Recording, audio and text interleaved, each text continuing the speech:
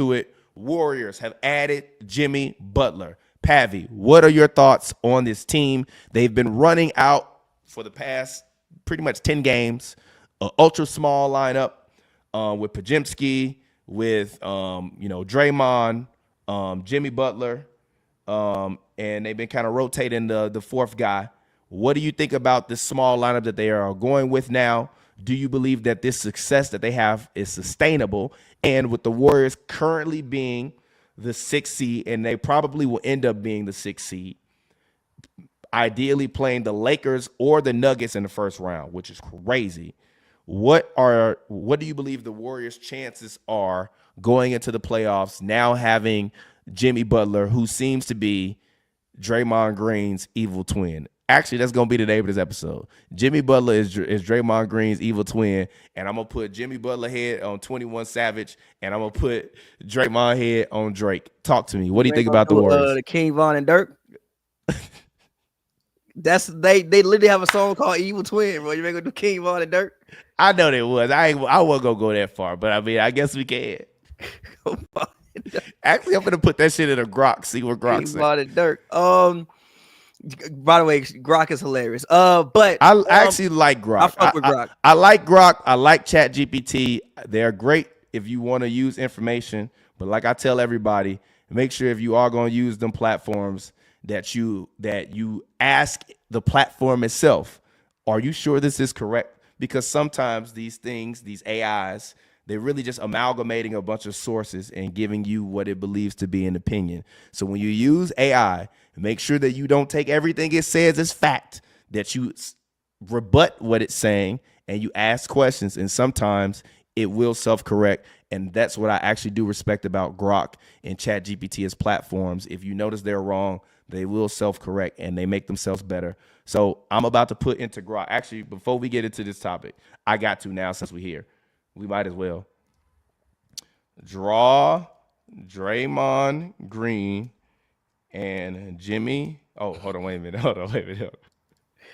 Here we go. Draw Draymond Green and Jimmy Butler. Head. No, hold on. Butler as King Von and Lil Durk. Let's see what Grok does.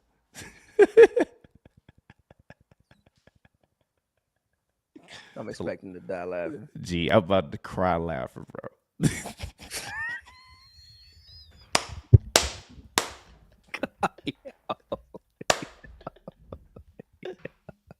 Yo.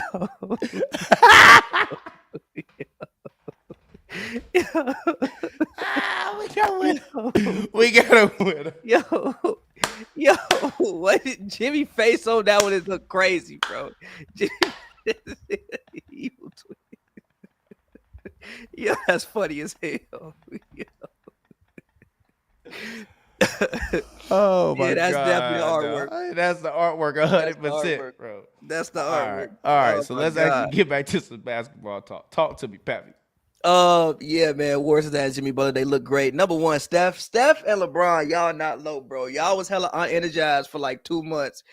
Jimmy over there, Steph scoring 50 again. He hitting half-court shot. I ain't seen Steph Curry hit a half-court shot in about 3-4 years. He back to hitting half-court shots. He looks energized. Jimmy, you know, just the level of IQ that Jimmy brings to the team. Also, he brings just like an inside presence. They can actually get buckets in the paint now. They couldn't do that before. They also work into the free throw line. Jimmy can do that as well for you. I think this is sustainable, and I don't think they have to stay as a 6th seed. I think Houston is losing some games now. I think Memphis is Jaren Jackson is hurt in Memphis. He has an ankle sprain. I don't know how long he'll be out. Ja obviously is always in and out the lineup. Ja need to get his shit back. Ja need to go get his block back. Respectfully, they are 3 games back. So yeah, that means the Grizzlies and the Rockets would have to do a fair amount of losing. There are 20. I want you to also remember that there are 22 games left in the season. So with that in mind, I'm saying that to say that like you got to start asking yourself some of the probabilities of how much people gonna lose. That's all I'm saying. I mean, look at the Warriors schedule. I think I saw it up on the thing. The Warriors schedule is not a. It's like. They got Nets. I think that we can say that's a W. Pistons, we don't know, but I'll say it's a W. Then they got the Blazers. Then they got the Kings. And they got the Knicks, Nuggets, Bucks, Raptors, Hawks, Heat, Pelicans, Spurs, Grizzlies, Lakers, Nuggets, Rockets, Suns, Spurs, Blazers, Clip. It's not a crazy schedule to end the season. So they could realistically get they could go, I don't know, so they could go 15-5 to end the season. Especially if all those guys can stay healthy. But yeah, I love the way that they've been playing. I still think size may be an issue at certain points for them. But I mean, when I look at as far as teams that they would have to play in the West, I mean, really the only team with size is Denver. Anybody else don't really like their size doesn't really scare me. And also well, obviously they have the most championship experience. And I think playoff Jimmy, we all know playoff Jimmy is a real thing, but playoff Jimmy can look different with this roster. He doesn't have to go out there and be the guy that you need to give you a triple double. You know, playoff Jimmy can go out there and give you 15 points and be just as effective as he was on some of the Miami teams when he was the guy, because sometimes I felt like in the later rounds it was just too much on him in Miami, and now you got Steph with you. And you know, and just the two-headed monster of, like you said, the evil twins of Jimmy and Draymond. When you put them in a 7-game series and those masterminds and those guys get to thinking about things defensively, I think you can really see something on special. So I'm believing in the Golden State Warriors.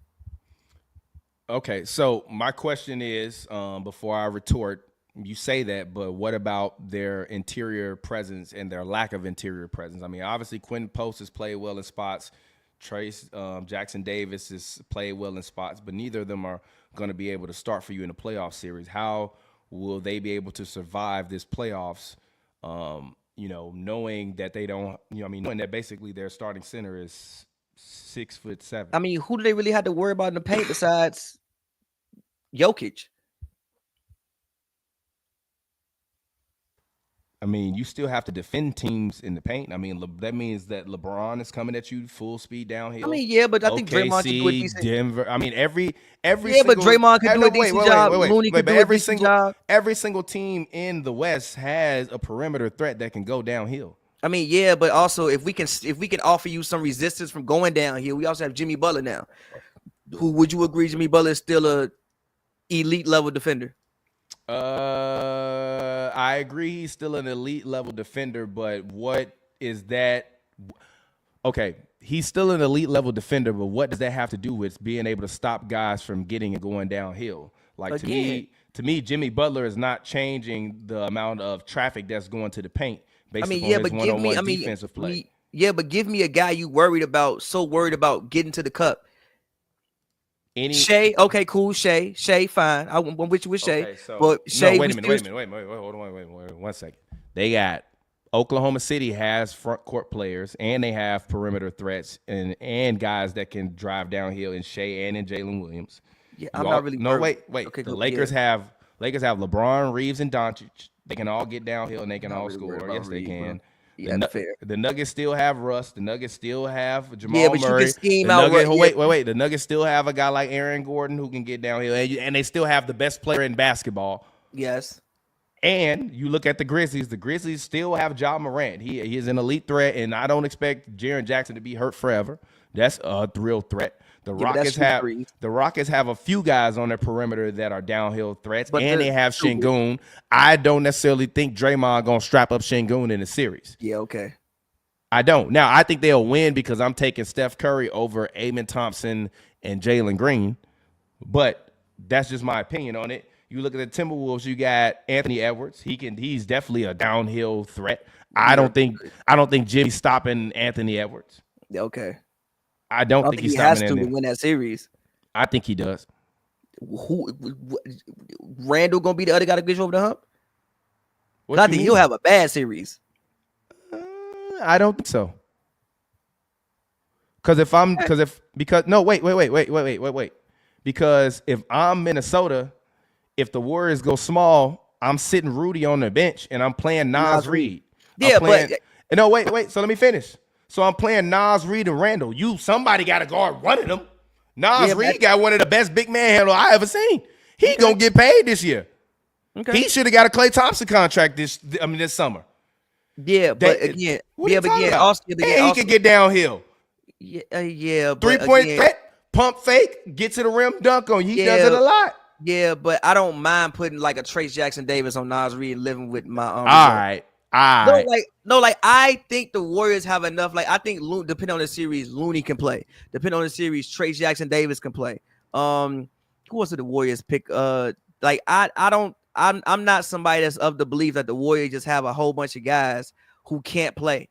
I didn't say that. Kuminga still hasn't been Exactly. active in playing. Kaminga hasn't been back. Like I still think we got to look at the Minnesota. The Minnesota has 1, 2, 3, 4, 5, 6, almost 7 guys averaging double figures, and that's not even including Mike Conley. The Memphis team. I'm sorry, not Memphis. I meant the Timberwolves.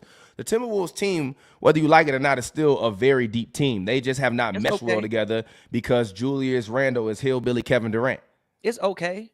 And he's not a hillbilly, but he played like if Kevin Durant was a hillbilly, that's how he played. But in a series, the only person who Conley at this point in time, I think Conley is over the hill. DiVincenzo will have a point to prove. Obviously, they shipped him out a few years ago. New York shipped him out. I think DiVincenzo will have a point to prove. Jaden McDaniels, I'm not really depending on you for more than 12 points. And I think he gonna have some games where he had 8 points. I think Randall will have his moments, but it's still Randall. And Rudy will probably get played off the floor, unfortunately, in one of those series. So like I'm not really the only team I'm really worried about for real is obviously the Lakers because Bron and Luka. I'm worried about them. I didn't even finish with all of the teams though. Who? What Kings? You worried about the Kings? What you mean? No. But I'm just saying. Let's say theoretically the Warriors slip up and end up in that play-in. The Mavericks are the only team that really don't have a downhill presence. But if Anthony Davis and Gafford and Lively are healthy, that's still somebody you got to contend with. The Kings got 2 guys that can get downhill and get to the rim. But I don't think the Kings will beat the Warriors in a play-in, but I wouldn't be surprised if they did. And the Clippers still have Harden. The Clippers still have Kawhi. And Zubac has been a terror in the paint this year. And if you asking me who I'm taking, Draymond or Zubac for a series, I'm taking Draymond. Now it's up to Jimmy and Steph to outplay Kawhi, Harden, and Powell. What do you think is going to happen with that? I don't know. Okay. I don't know. I'm not lying. So I look at the Warriors. It's impressive, but they needed a big man. They really needed a big man. I will say this. The NBA has tried to phase the big man out with all this perimeter shit. But what you're really seeing is that when it boils down to it, if you do not have a dominant 6'11" or taller guy on your team, you're not going to win a championship these days. And that's just facts. Boston had a dominant 6'11" guy? Kristaps Porzingis don't exist. He wasn't dominant. He wasn't dominant. Kristaps Porzingis and Al Horford were dominant in the finals. No, they were not. Yes, they were. Dominant? No. Yes, they were. Role dominant, no. Porzingis wasn't even there half the fucking time. They're fucking role players. That's what they're supposed to do. Porzingis literally wasn't even there. No, but stop. They were dominant. They're role players. They played their role perfectly. Stop. And you still have 3 guys that can score, play, make, and get downhill. And I'm not including Derek White in that because I don't really look at Derek White as like a downhill player. He's more of a versatile utility type of guy. But Drew Holiday, Jaylen Brown, and Tatum all can get and attack the rim. And Tatum ain't 6'11", but he's 6'9". And then you combine it with Al Horford and Kristaps Porzingis, that's a dominant front court. Mm-hmm. You have size in the front court. I think you need size, but it's just the words you say. You need a dominant player. I do agree with the fact that you do need size. Fine. Let me rephrase it. You need dominant size in the front court for you to win a championship still. No matter how much everybody want a small ball and switch out the game, you still need dominant size in the front court to win. And the Warriors don't have that. And that's the only reason why I have a little bit of trepidation about the Warriors. Last topic, and I want to get into this topic unless you have a different topic. I would love to talk to you about, hold on, where is the topic at? I'm looking at it. I thought it was in there. All right. Because the rankings and the ladders have been changing. So my question to you